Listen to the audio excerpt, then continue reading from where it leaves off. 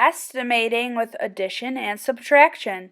Your learning target today is I can find the estimated and exact answers when adding and subtracting. And you'll know you're successful when you can use rounding to estimate and find the exact answer to a given problem to check for reasonableness. So this is just like what we worked on yesterday, finding the exact answer and then finding the estimated answer. So again, I am going to, just like yesterday, find the exact answer first. And by doing that, I have this subtraction problem. 706 minus 437. Remember, it was just like our normal algorithm. We're going to figure out the problem just like we would any other time. And I'm going to start with my ones place. And I'm going to ask myself, since I'm subtracting, is there more on top or more on the floor? And there's more on the floor, so I have to go next door and get some more. We haven't worked with zeros in a while, so remember what we do when there's a zero and I crossed it off. I can't take one away from the zero to give to the 6 because 0 is nothing. So I have to go next door and get some more again. And that 7 turns into a 6. And now our 6 is a 16. But what do we do with that 0 that we crossed off? Well, if I think of it as a 10, if I took one away, it would then turn into a 9. So that should be a 9 up there now, after I crossed off that 0. And now I can do the rest of my problem. 16 minus 7. What would we get? That would be 9. Then we have 9 minus 3. That would be 6. Good job. And what's 6 minus 4? Oh, that's 2. That's right. So now we need to find our estimate. What did we do last time? We just drew some arrows. That's what we're going to do again today. And I'm going to look at what place value when I round to the nearest 100. I'm going to look at my tens place. And I'm going to ask myself, is that 4 or lower or 5 or higher? It's 4 or lower, right? Because it's a 0. So what happens to my hundreds place? It stays the same when we round down.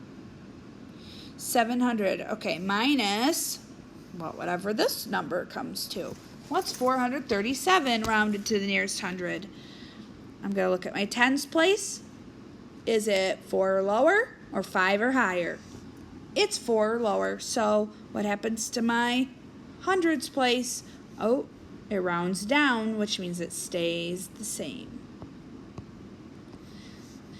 700 minus 400, which is 300. So are those answers close to each other? Are they reasonable? Yes, they are reasonable because remember they're at least within 100 of each other. If it was 100 or higher away from each other, then it would not be reasonable, and that would mean I made a mistake somewhere. But those are close to each other, right? 269.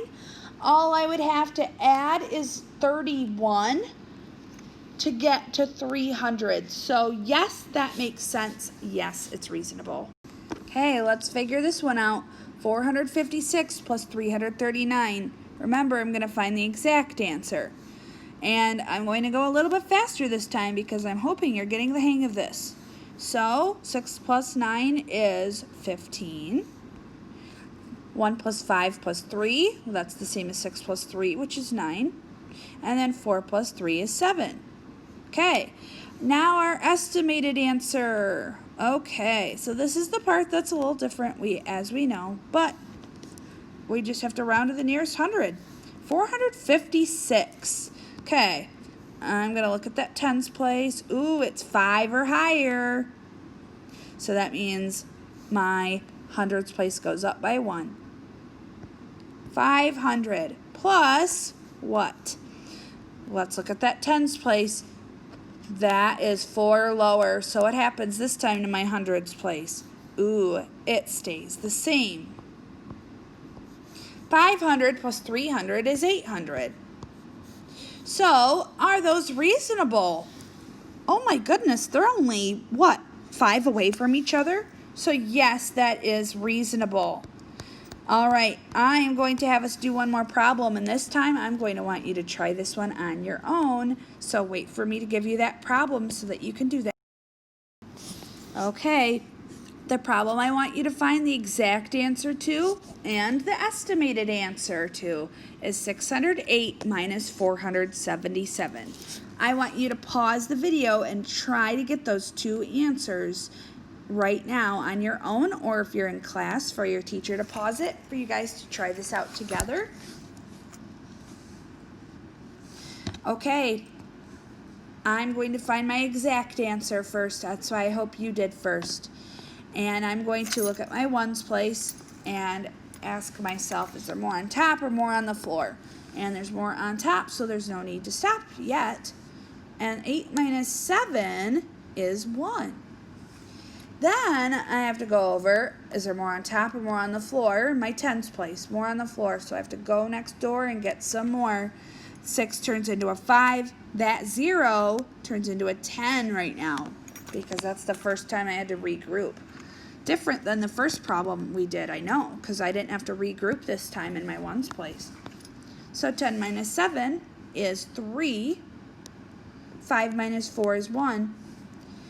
Next, I hope you found the the estimated answer.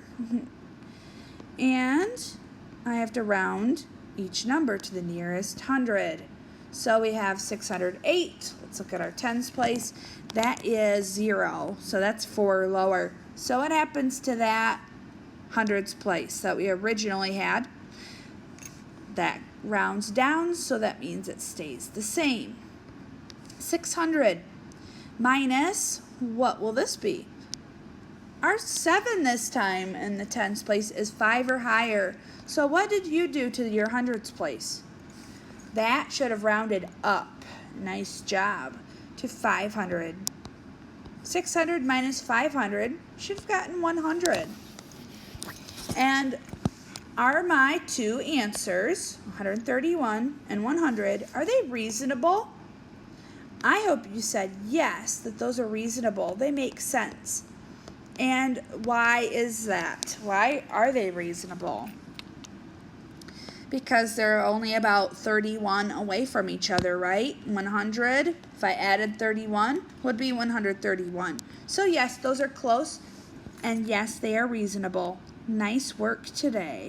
So remember, your learning target today is I can find the estimated and exact answers when adding and subtracting.